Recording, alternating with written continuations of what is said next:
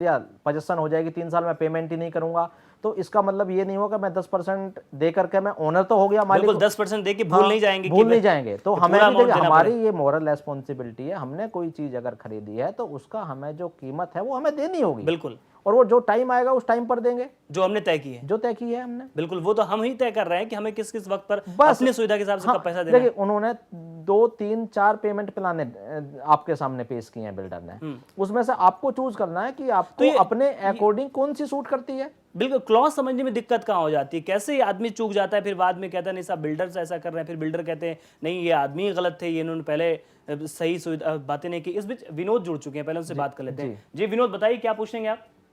Sir मैं ये आपसे पूछना चाह रहा था कि हमारा एक फ्लैट है इंदिरापुरम डीपीएस के सामने गौर वैलेरियो में जी।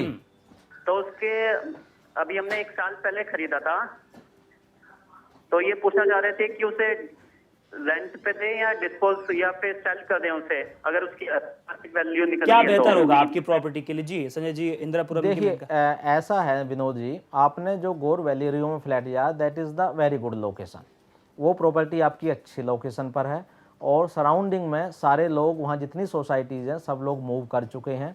उसमें जितना लॉन्ग टर्म आप उसको सस्टेन करेंगे आपका प्राइस अप्रिशिएट करेगा और डेफिनेटली अप्रिशिएट करेगा।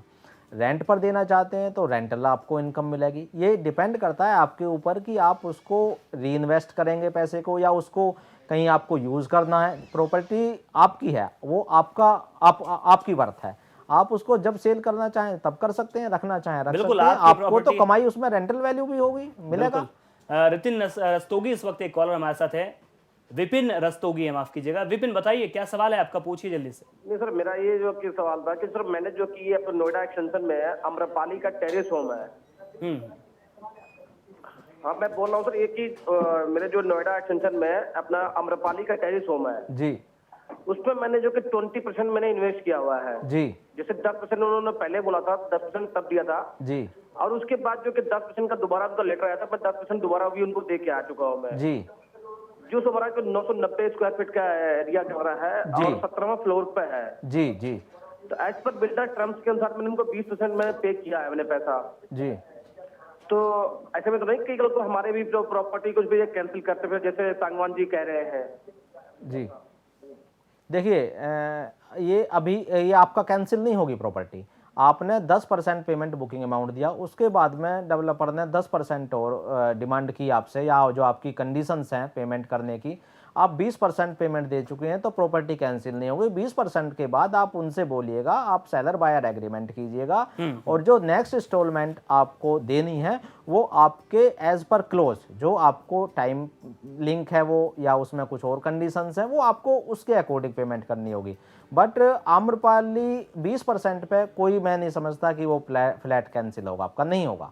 बिल्कुल, तो फ्लैट कैंसिल नहीं होगा आपका, और हम उम्मीद करते हैं कि प्रॉपर्टी लाइव में आज के इस प्रोग्राम के साथ आपको बहुत सी नॉलेज मिली होगी और बहुत ही बातें बारीकियां समझ में आई होंगी प्रॉपर्टी से लेकर और इन्वेस्टमेंट को लेकर। संजय सांगवान जी आप शो में आए और तमाम लोगों को जानकारी दी और हमें भी जानकारी दी, इसके लिए बहुत बहुत शुक्रिया आपका। प्रॉपर्टी लाइव में आज के लिए बस इतना ही, दीजिए इजाजत, नमस्कार।